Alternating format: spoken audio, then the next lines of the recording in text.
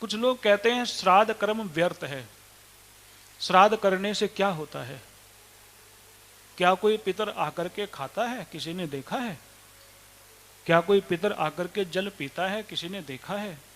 लोग तो इन्हीं बातों में उलझ करके अपने कर्म को त्याग देते हैं।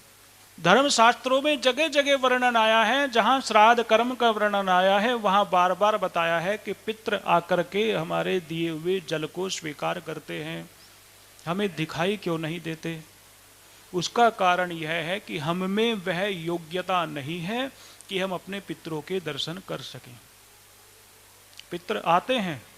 गरुड़ पुराण का वचन है कि प्रत्येक अमावस्या को पितर अपने संतानों के दरवाजे पर आकर के खड़े होते हैं और दोपहर तक प्रतीक्षा करते हैं कि घर के स्वामी आएंगे और हमारे लिए जल का दान करेंगे, अन्न का दान करेंगे।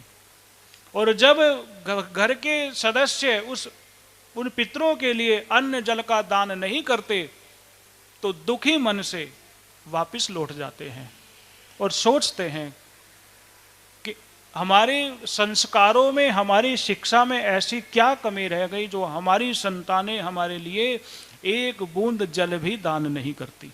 एक बार वन में भगवान श्री राम श्राद्ध कर रहे थे अपने पिताजी का। 14 वर्ष वन में रहे भगवान। श्राद्ध पक्ष था, श्राद्ध पक्ष में अपने पिताजी का श्राद्ध कर रहे थे श्री राम। पिता, बाबा, पड़बाबा, इन तीन का तो श्राद्ध अवश्य करना चाहिए। ब्राह्मणों को निमंत्रण दे रखा था। तीन ब्राह्मण वहां आसन लगा करके बैठे थे और भगवान श्री राम अपने हाथ से भोजन परोस रहे थे।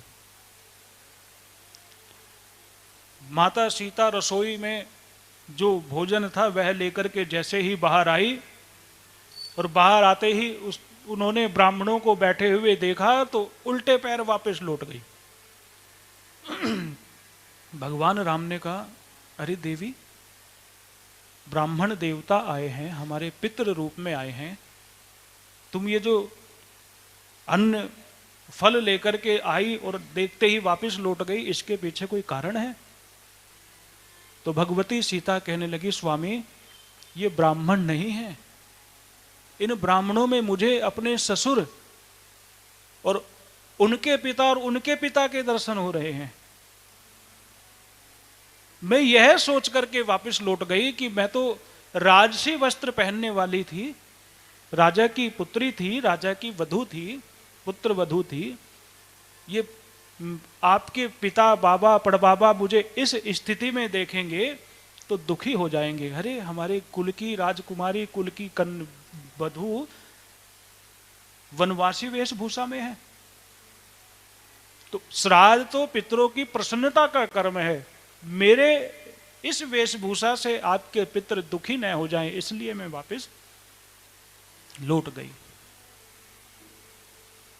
भगवान राम यह बात सुनकर के बड़े प्रसन्न हुए और भगवान राम ने भगवती सीता को कहा कि जैसी भी परिस्थिति हो, सुख हो, दुख हो, लाभ हो, हानि हो, कभी भी अपने पूर्वजों से मुख मोड़ना नहीं चाहिए।